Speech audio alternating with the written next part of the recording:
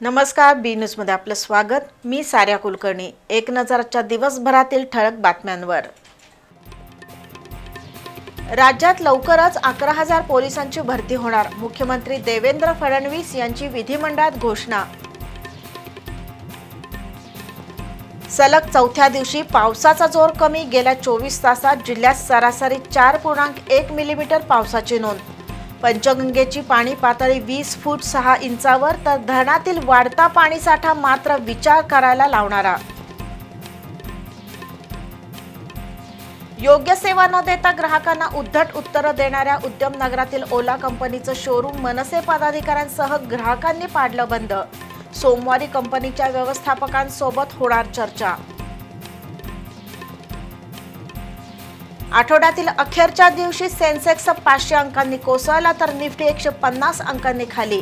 गुंतवणूकदारांनी संयम राखण्याची गरज।